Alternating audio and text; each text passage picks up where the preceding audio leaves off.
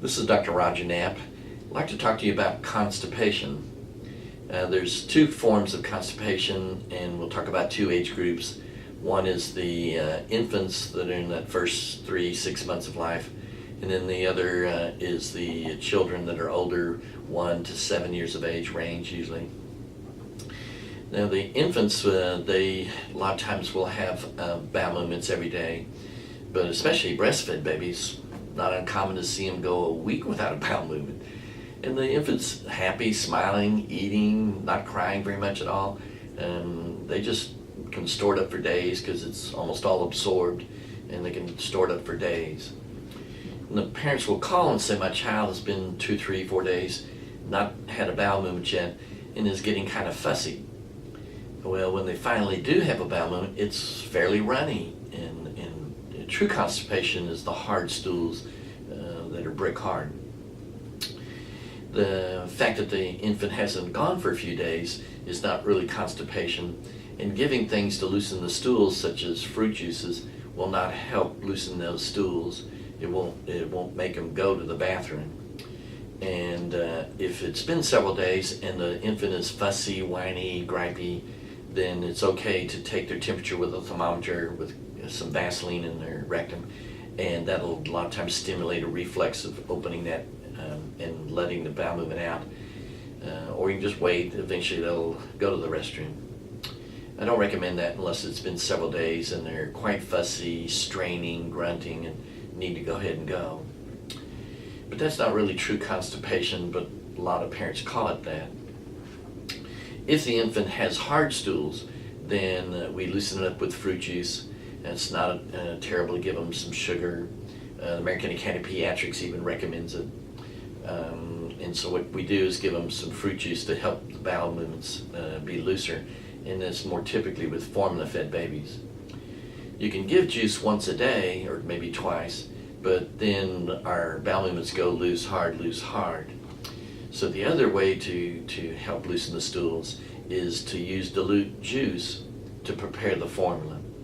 And so what you're doing is using 10-20% juice, most of it's water, and of that solution then you're going to add the powdered formula to then prepare the formula at the correct concentration, but the juice is in there, and it's in every bottle. It's mixed throughout all the stools 24 hours a day. So that's the way I recommend giving the juice. It's bound to make that formula taste better. Kind of nasty stuff.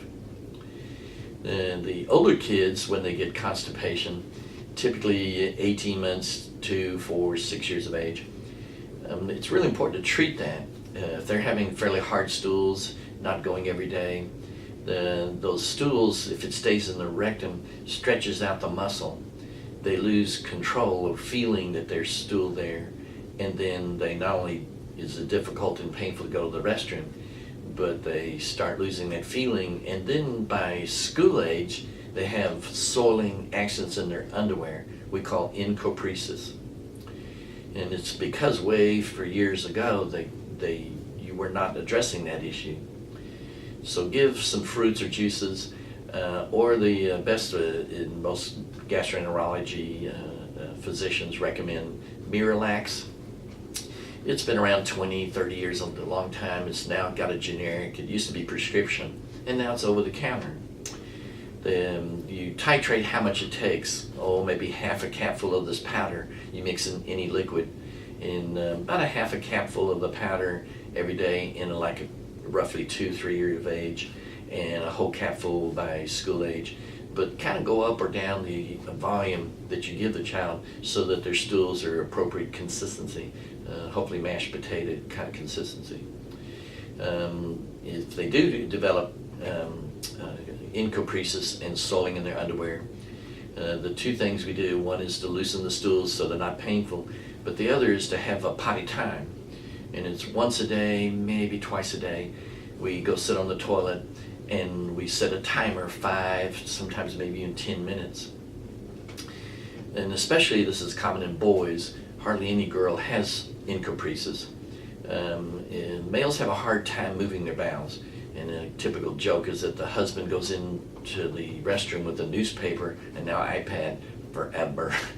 And what it is we just learned it might as well take something to read because it's going to take a while. And so if you have a potty time for that child, and set the timer, and we don't care if you moved your bowels 1 minute after sitting on there. We don't care if you go or not. Don't even look in the toilet. It's just your requirements is that the child sit on there for the 5 minutes until the timer goes ding. In that situation, they a lot of times they'll get up on the toilet, get rid of one little lump, and jump right back down. They don't want to spend the time to empty their rectum and colon. And we adults, men, have figured it's going to take a while. Let's go ahead and get it emptied. So if you get a potty time and get the looser stools, this will usually correct the situation. The other thing you can do is if they do have a bowel movement accident in their underwear, is then he's probably got more in there. Have them go sit for the 5 or 10 minutes at that time. So it's kind of a negative punishment, so to speak, for soiling your underwear. Plus it's a reminder that you do it on the toilet, not in your pants. Some kind of reward system can sometimes help, but keep it on a positive reward system, that if you don't soil your pants, this is what you get, rather than if you did soil your pants, punishment.